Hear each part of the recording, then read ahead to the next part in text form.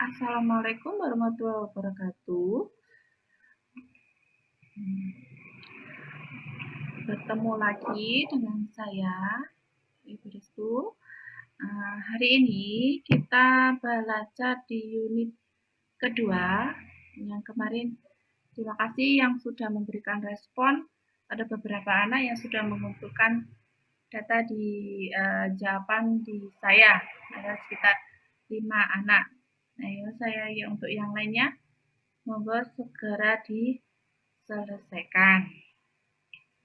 Untuk pertemuan kedua, kita lanjut ke unit kedua, yaitu membangun wilayah kita. Nah, ini penampakannya. Kalau kalian sudah membuka materi atau belajar di kelanjutannya yang kemarin, nah, ada beberapa dua gambar. Yang pertama itu terjadi tahun 1980 dan tahun 2018. Apa perbedaannya? Bisa kalian amati, kira-kira apa di sana? Iya. Kalau sepintas tampak kalau dulu itu masih hijau ya, banyak tanaman. Kalau sekarang yang dilihat banyak gedung-gedung bertingkat. Perubahan ini akibat adanya pertumbuhan wilayah. Pertumbuhan wilayah di sini yang dimaksud adalah tingkat pertumbuhan dan perkembangan fisik maupun sosial budaya, yang ditunjukkan oleh kemajuan, penambahan, atau peningkatan sarana dan prasarana di berbagai bidang kehidupan. Kita identifikasi dulu. Pembangunan wilayah di sini dapat didefinisikan upaya secara sadar dari manusia untuk memanfaatkan lingkungan dalam usaha memenuhi kebutuhannya. Pembangunan wilayah ditandai dengan adanya pusat pertumbuhan wilayah. Nah, namanya juga pusat pertumbuhan, diartikannya suatu wilayah atau kawasan yang pertumbuhannya sangat pesat. Nah, dilihat ya, 20 tahun. Nah, ini 38 tahun dulu yang tidak ada contohnya. Kalau Monas tadi dulu tidak ada, masih hanya pohon banyak. Nah, sekarang pohonnya diganti gedung bertingkat. Nah, dulu masih ada, kalau kalian flashback atau yang lain, kalau ke Malang, kita nggak jauh, ke Malang masih ketemu dengan Bimo, roda 3, sekarang sudah tidak ada, diganti dengan angkot. Terus ada yang pakai cikar. Sekarang, nah, kalau di Kepanjen masih ada naik kuda, banyak. Sekarang sudah lama-lama sudah beralih, hanya ada 1 atau 2. Terus dulu becak, sekarang sudah diganti dengan bentor, becak motor. Yang tidak ada kereta api dulu, kereta api masih pakai uap, sekarang sudah pakai listrik, MRT. Nah, ini sudah. Terus beralih lagi transportasinya, yang dulu pakai solar atau apa, yang itu di Jakarta sekarang sudah pakai apa, bus trans. Nah, itu pakai BBG atau gas ya. Nah, itu pakai itu. Yang pakai listrik. Nah, mobil-mobil sekarang sudah banyak pakai listrik. Terus, nah, apa sih? Kalau kalian lihat perubahannya, perkembangan sarana mengikuti tuntutan kebutuhan, dan semua itu dituntut kebutuhannya, pinginnya cepat. Nah, Tujuannya untuk apa? Nah, pelaksanaan pembangunan bisa berjalan serasi dan seimbang, baik di wilayah pembangunan maupun antar wilayah pembangunan di seluruh Indonesia. Tujuan akhir pembagian wilayah pembangunan ini adalah pemerataan pembangunan di seluruh wilayah Indonesia. Faktor-faktor penentu pusat pertumbuhan. Apa yang pertama? Ada 3 unsur, yaitu perubahan, potensi, dan tujuan. Perubahan itu menuju keadaan yang lebih baik, dan tujuannya apa? Untuk kesejahteraan penduduk dan dengan tetap menjaga kelestarian lingkungan. Pusat pertumbuhan akan mendorong perkembangan wilayah sesuai karakteristik wilayahnya. Adapun faktor-faktor yang menentukan pusat pertumbuhan di suatu wilayah, yang pertama apa? Sumber daya alam, sumber daya manusia, kondisi topografi, fasilitas penunjang. Nah, itu yang digunakan untuk faktor-faktor menentukan pusat pertumbuhan. Ya apa? Sumber daya alamnya, sumber daya manusianya, kondisi topografinya, dan fasilitas penunjang. Lanjut, teori-teori pusat pertumbuhan.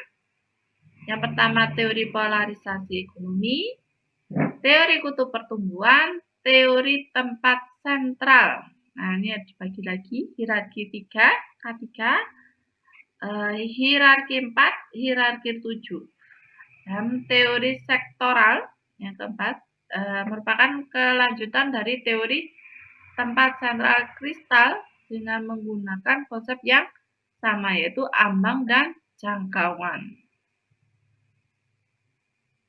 Pusat pertumbuhan harus memiliki 4 ciri, yaitu adanya hubungan internal antara berbagai macam kegiatan yang memiliki nilai ekonomi, adanya multiplier effect, adanya konsentrasi geografis yang bersifat mendorong pertumbuhan daerah belakangnya.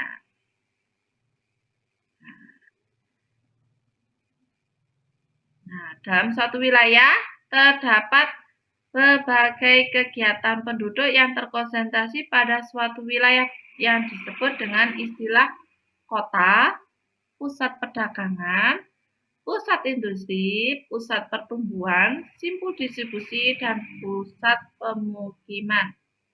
Sebalikannya, daerah di luar pusat konsentrasi itu namanya daerah pedalaman, wilayah belakang, wilayah pertanian, atau wilayah pedesaan.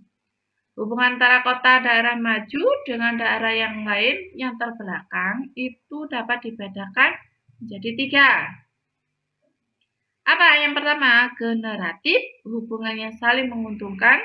Parasitif, hubungannya terjadi di mana daerah kota, daerah yang lebih maju, tidak banyak membantu atau menolong daerah belakangnya, dan bahkan bisa mematikan berbagai usaha yang mulai tumbuh di daerah belakangnya.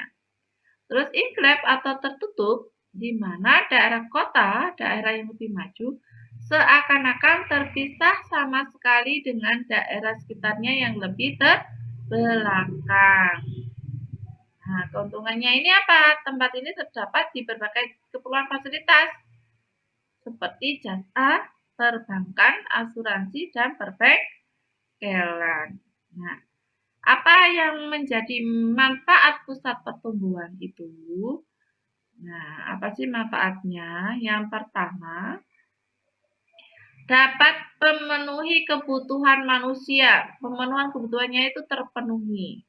Terus meningkatkan peran sertanya terhadap proses pembangunan bangsa, baik dalam pembangunan fisik dan infrastruktur, fasilitas-fasilitas sosialnya dalam sektor ekonomi dan sosial budaya. Semakin lancarnya pergerakan barang-barang atau komoditas ekonomi antar wilayah, memberikan peluang kerja bagi penduduk, serta dapat meningkatkan pendapatan penduduk yang pada akhirnya mampu meningkatkan kualitas kesejahteraan masyarakat. Nah, Ini ya. Manfaatnya berarti pusat pertumbuhan itu banyak sekali. Nah, kalau sekarang sudah paham, bisa lanjut ke latihan soal. Nah, ini halaman 24 sampai dengan halaman 24, 26 dikerjakan ya. Dan itu lanjut di unit ketiga. Membangun untuk masa depan. Nah, contoh, ini kalau sepintas ini adalah Jembatan Nasional Suramadu atau jembatan yang melintasi Selat Madura, menghubungkan Pulau Jawa, Pulau Madura. Nah, jembatan ini berada di atas laut yang luas. Nah, kalau malam bagus ya. Yang pernah ke sana? Pernah jalan-jalan dari Surabaya ke Madura, balik lagi. Nah, nih, pembangunan jembatan ini merupakan salah satu perencanaan tata ruang. Perencanaan tata ruang yang matang akan mampu mendukung pembangunan wilayah di Indonesia secara optimal. Dengan berbagai bentuk topografi di Indonesia yang tidak seragam, maka perlu penataan ruang yang berbeda-beda pula. Agar kita mampu mengelola wilayah di Indonesia, alangkah baiknya kita mengenal terlebih dahulu wilayah Indonesia. Nah, kita baca dulu wilayah Indonesia. Permukaan bumi dan ilmu geografi terdiri dari dua, yaitu ruang dan wilayah. Wilayah atau region didefinisikan sebagai suatu unit geografi yang dibatasi oleh kriteria tertentu. Wilayah dapat dibagi menjadi wilayah homogen, wilayah nodal, dan wilayah perencanaan, wilayah administrasi. Pembagian wilayah ini merupakan salah satu upaya dalam perencanaan penataan ruang. Setiap wilayah memiliki bentuk dan karakter berbeda-beda. Perbedaan karakter fisik manusia ini akan membentuk wilayah. Hubungan wilayah yang lengkap dan perencanaan tata ruang yang baik, maka akan mampu mendukung pembangunan wilayah di Indonesia secara optimal. Nah, ini upaya pemerataan pembangunan yaitu dengan mengoptimalkan pemanfaatan potensi wilayah melalui penataan ruang sehingga dapat mencapai tujuan pembangunan nasional. Nah, semua ini didukung dengan interaksi desa dan kota. Nah, antara interaksi desa dan kota itu saling berinteraksi. Nah, pasalnya ini Undang-Undang Nomor 32. Nah, dalam rangka meningkatkan kesejahteraan masyarakat bahwa daerah dapat mengadakan kerjasama dengan daerah lain yang didasarkan pada pertimbangan efisiensi dan efektivitas pelayanan publik, sinergi dan saling menguntungkan. Kerjasama ini diharapkan mampu menjadi pendorong perkembangan pusat pertumbuhan wilayah. Perkembangan pusat pertumbuhan akan mendorong pertumbuhan wilayah di sekitarnya. Nah, ada dua daya dukung wilayahnya. Apa yang pertama? Skemanya ini ya. Nah, kalau dilihat sisi suburban, daerah, rural, jalur batas desa dan kota. Ini bagian interaksi desa dan kota. Siti Podokaru kota. Nah, yang paling tengah sendiri ini ada kota. Di samping kota urban. Terus suburban ring, lingkaran ring. Habis itu warna kuning urban, jalur tepi daerah perkotaan paling luar. Jalur batas desa kota, merah. Yang terakhir adalah pedesaan. Kenapa kok mesti pedesaan? Itu paling luar. Nah, kotanya menjadi pusat pertumbuhan. Hubungan antar wilayah pertumbuhan. Nah, hubungannya apa? Nah, pusat pertumbuhan memiliki daya tarik untuk menawarkan berbagai jenis barang dan jasa yang memadai. Pengaruh pusat pertumbuhan tergantung pada jarak suatu wilayah terhadap lokasi pusat pertumbuhan. Interaksi yang terjadi antar wilayah pertumbuhan dapat dilihat dari aspek ekonomi, manusia, budaya. Dari aspek ekonominya apa? Terlihat mesti dari perdagangan maupun penyediaan lapangan kerja. Aspek manusia, interaksi antar wilayah juga mempengaruhi kondisi sosial. Nah, misalnya interaksi yang terjadi di daerah wilayah pusat dengan wilayah pinggiran dapat mempengaruhi kepadatan penduduk. Akibatnya perpindahan penduduk dengan berbagai tujuan. Tingginya tingkat kepadatan penduduk di wilayah pusat pertumbuhan mendorong penduduk melakukan perpindahan menuju wilayah lain. Nah, inilah yang dapat memicu pertumbuhan wilayah. Nah, mereka pindah di desa dan di kota. Dari desanya seperti ini, kotanya seperti ini. Dan aspek budaya. Aspek budaya merupakan dampak lain dari interaksi antar wilayah pertumbuhan. Perilaku penduduk di pusat pertumbuhan akan mempengaruhi perilaku masyarakat yang ada di sekitarnya. Contohnya dalam hal berpakaian. Masyarakat yang ada di daerah pinggiran dari wilayah pertumbuhan akan mengikuti cara berpakaian yang ada di wilayah pertumbuhan.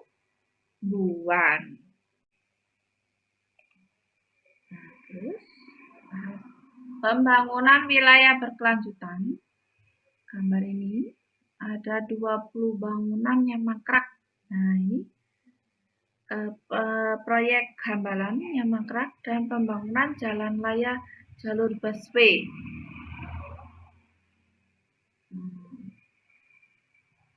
Gedung olahraga Hambalan tidak dilanjutkan dan bangunan jalan layang yang secara terus-menerus dibangun untuk mengurai kemacetan.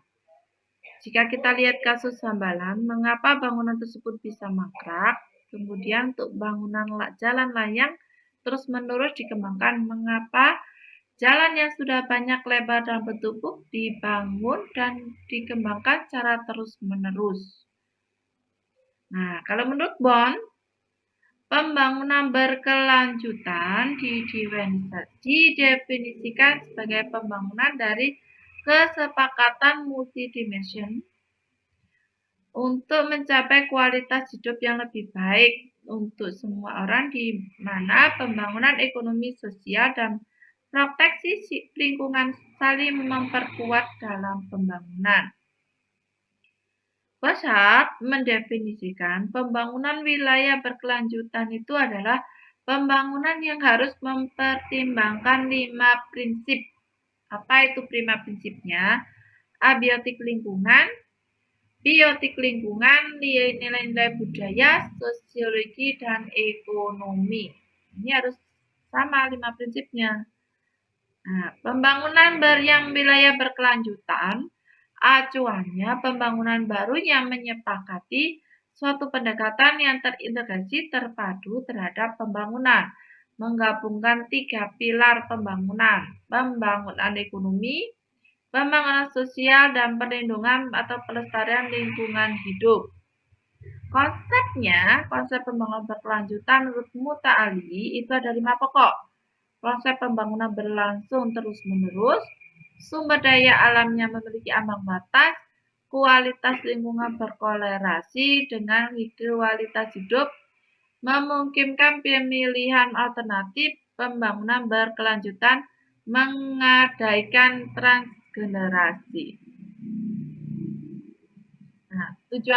Pembangunan suatu wilayah ada proses perumusan dan penerapan dari tujuan pembangunan dalam skala supraurban. Terdapat 4 tujuan dasar pembangunan wilayah. Itu yang pertama apa? Pendayagunaan sumber daya alam secara optimal melalui pengembangan ekonomi lokal berdasarkan pada kegiatan ekonomi dasar yang terjadi pada suatu wilayah, mengurangi disparitas antar wilayah, orientasi pada pembangunan berkelanjutan, dan mempertahankan serta meningkatkan laju pertumbuhan ekonomi. Tujuan tersebut tidak dapat dicapai, keempat tujuan tersebut tidak dapat dicapai dalam suatu wilayah karena keterbatasan yang dimiliki oleh setiap wilayah. Bukan itu, pada umumnya dilakukan pemfokusan pada tujuan. Nah, ini ada 3 bagian yang dalam pengembangan wilayah, dibedakan 3 bagian. Pendekatan sentralisasi, desentralisasi teritorial, integrasi fungsional. Itu artinya kalian bisa lebih paham lagi, belajar lagi. Daya dukung pertumbuhan wilayah. Daya dukung pertumbuhan wilayah ini adalah berkaitan erat perkembangan wilayah, berkaitan erat dengan daya dukung dan daya tampung lingkungan. Daya dukung wilayah adalah daya tampung maksimum lingkungan untuk diberdayakan oleh manusia. Dengan kata lain, populasi yang dapat didukung dengan tak terbatas oleh suatu ekosistem tanpa merusak ekosistem lain. Kalau daya dukung yang dapat didefinisikan sebagai tingkat maksimal hasil sumber daya terhadap beban maksimum yang dapat didukung dengan tak terbatas tanpa semakin merusak produktivitas wilayah tersebut sebagai bagian integrasi fungsional ekosistem yang relevan.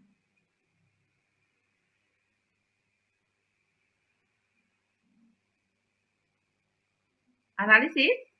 Daya dukung dapat memberikan informasi yang diberikan dalam menilai tingkat kemampuan lahan, mendukung segala aktivitas manusia yang ada di wilayah yang bersangkutan. Apa yang digunakan?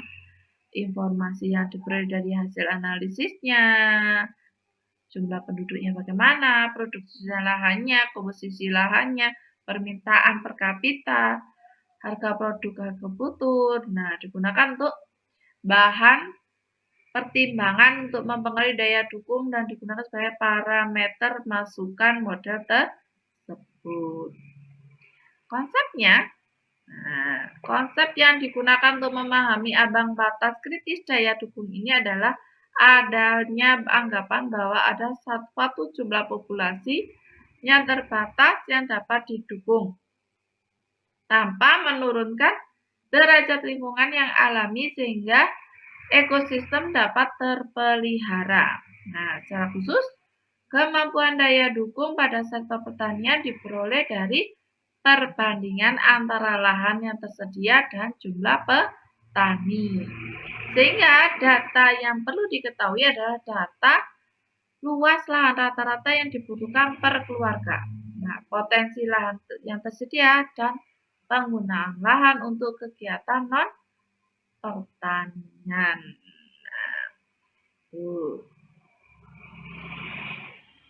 Di sini ada pertanyaan.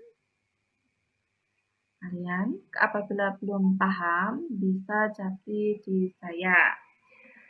Terus referensi yang lain boleh kalian menggunakan buku apapun. Geografi kelas 2 kelas 3 semester 1. Sama untuk referensi yang lain.